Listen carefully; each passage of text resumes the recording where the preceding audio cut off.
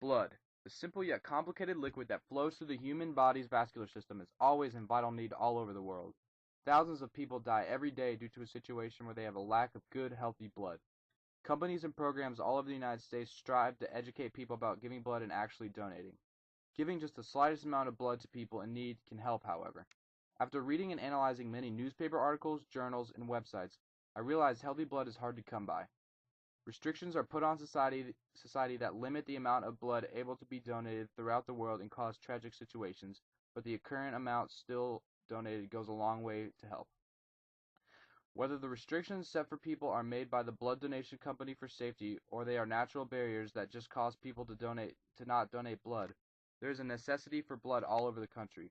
The American Red Cross, one of the leading blood donation companies, sets strict rules for eligibility to give blood. According to the website, in order to give blood, you must be at least 17 years of age, be healthy, have no recent piercings or tattoos, and weigh 110 pounds or more. These are just to name a few set requirements. The website also lists other restrictions, including how one cannot donate blood if they take certain medicine, have specific diseases or sicknesses, and are native to or have traveled to specific countries. For example, a healthy friend of mine was born in England and moved to the United States at the age of 4. When we were both 18, we decided to go give blood. However, he was not able to donate because of the possibility of mad cow disease in English people. These set restrictions, although purposely made for safety of the donor and receiver, stop many people from donating blood each day. To make the numbers of donations even less, there are natural restrictions that people have for themselves for donating blood too. The natural restrictions for most people when it comes to giving blood are time, effort, and fear. Many people all over the country claim they never have time to give blood because their lives are too busy. However, giving blood only takes a few hours out of a day out of 365 days per year at the most. Also, people just do not want to put in the effort to travel to the closest place to give blood, fill out papers, and take the time to donate. Fear is another natural restriction on giving blood because a common phobia throughout the country is a fear of needles. Unfortunately, donating always requires a person to get stabbed by a needle at one point during the process. The pain is very short and quick, though. It is logical to see how some people can fit into these natural restrictions category and not be able to donate blood, but according to the Seattle Times, only 5% of all U.S. adults give blood each year. According to this statistic, it seems that these natural barriers for blood donating apply to about 95% of all American adults. People in different regions of the U.S. also seem to donate more than other regions due to the restrictions. For example, Southern California imports 40% of its blood from the Midwest because this particular region of California, surprisingly, does not have enough people wanting to donate blood. These restrictions set on society can cause tragic events and situations because of a lack of blood. Not having enough blood to supply to sick or injured people can cause extremely hectic medical situations. Illness, disabilities, and even death can occur due to a lack of blood after an injury. Blood shortages have become an increasingly growing problem for hospitals all over the country.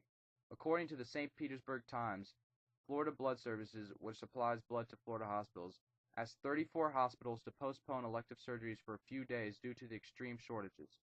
Although they were not stopping emergency surgeries, these postponements were very inconvenient and dangerous to doctors and patients.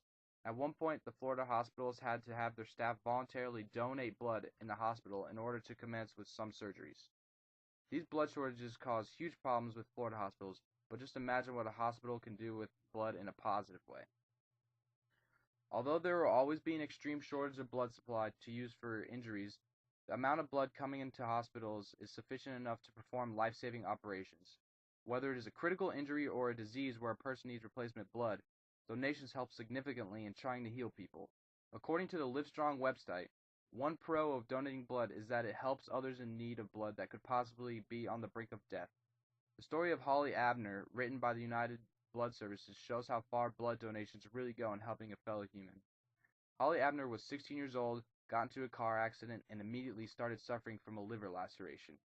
Blood was pouring out of her body, and at one point during surgery, blood was leaving her body faster than doctors could put the donated blood back into her system.